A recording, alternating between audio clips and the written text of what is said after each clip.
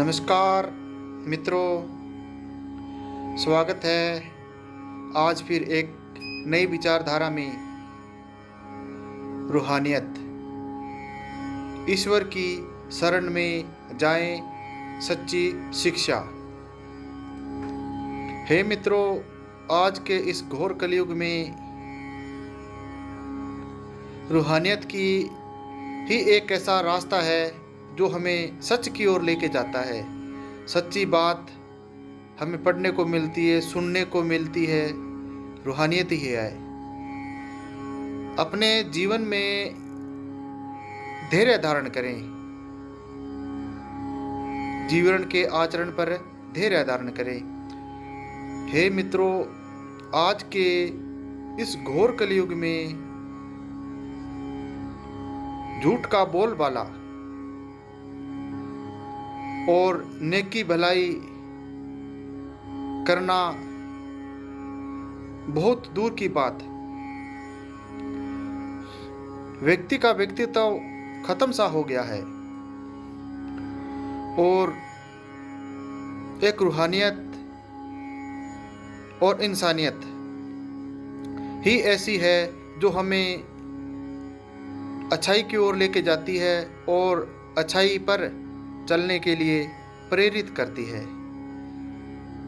ऐसे ऐसे महापुरुष महात्मा हुए जिन्होंने व्यक्ति के व्यक्तित्व को बदलने के लिए, समाज को बदलने के लिए अपनी आध्यात्मिकता के बल पर ज्ञान साधना का प्रयोग किया। आज से 5000 वर्ष पहले संत कबीर जी की वाणी को याद करते हैं। उन्होंने कभी भी दुनिया के बाजार में डुगडुगी बजाकर भाषण देकर लोगों की भीड़ इकट्ठा करना नहीं चाहा था। उन्होंने हमेशा अपने गुरु के माध्यम से ईश्वर की शरण में जाने के लिए सच्ची बातें, ढोंग, पाखंड, आडंबर, वितंडावाद, नाना प्रकार की कुंठा बुराइयों से दूर रहने की सच्ची शिक्षा दी। ऐसे ऐसे संतों का, महापुरुषों का इस धरती पर जीवों का उद्धार करने के लिए समय समय पर अवतार धारण होता रहा है। हे मानव जगत के प्राणियों, आज इस धरती पर यदि हमें कृतार्थ करना है, पुरुषार्थ करना है, नेकी भलाई का जीवन जीना है, तो हमें उन महापुरुषों की बातों पर चलना होगा और एक सच्चे गुरु की जरूरत होगी।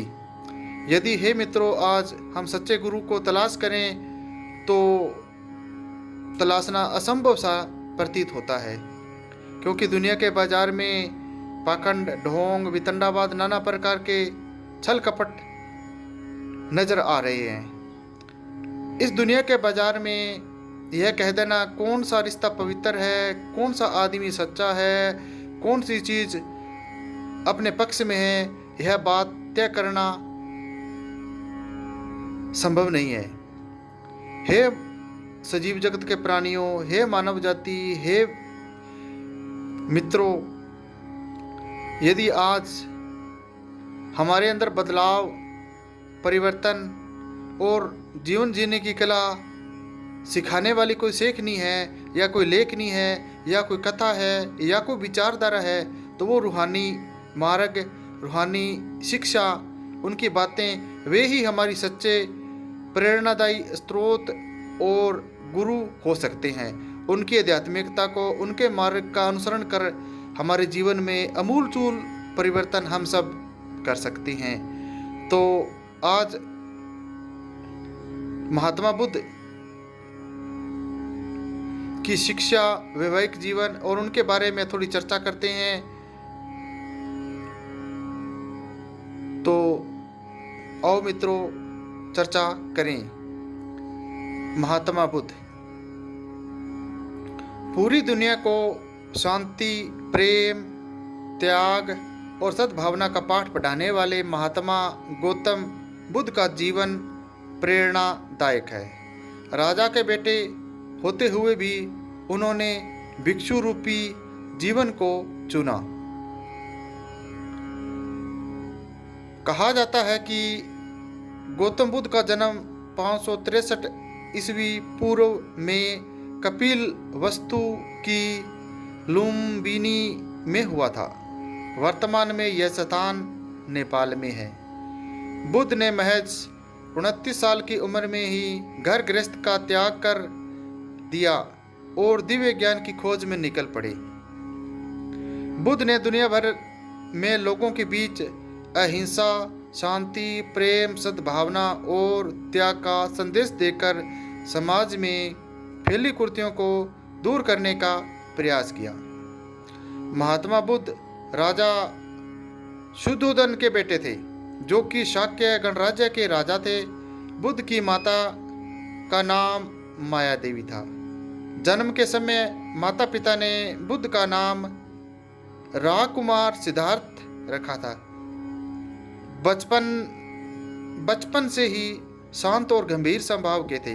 वे अपना अधिकांश समय एकांत में बैठने और चिंतन करने में बिताते थे।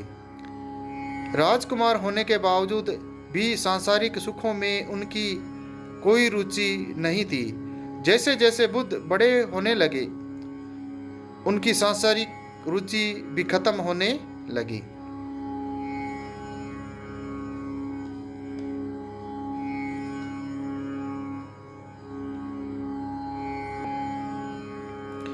गौतम बुद्ध की प्रारंभिक शिक्षा राजमहल में ही हुई, लेकिन जब वे थोड़े बड़े हुए तो पिता ने उन्हें शिक्षा प्राप्त करने के लिए गुरु विश्वामित्रा के पास भेजा। बुद्ध ने गुरु विश्वामित्रा से वेद और उपनिषदों की शिक्षा ग्रहण की। धीरे धीरे वे एक आदर्श शिष्य बन गए। गौतम बुद्ध का विवाह कुछ समय बाद बुद्ध का विवाह कोलिया वंश के राजा सुपवद की बेटी यशोधरा से हुआ। बुद्ध और यशोधरा का एक पुत्र भी हुआ, जिसका नाम राहुल था।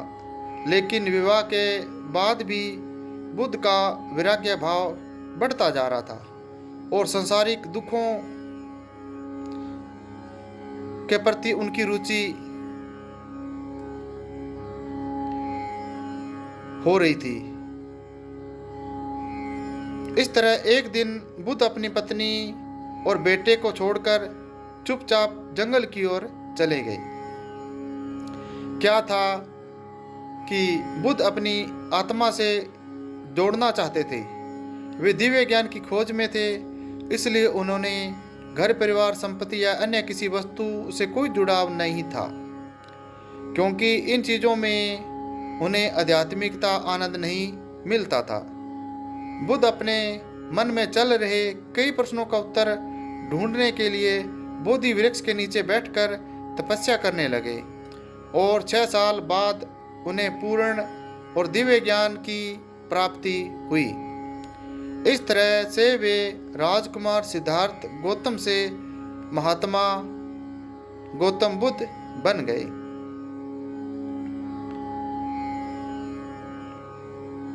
गौतम बुद्ध का सबसे प्रिय शिष्य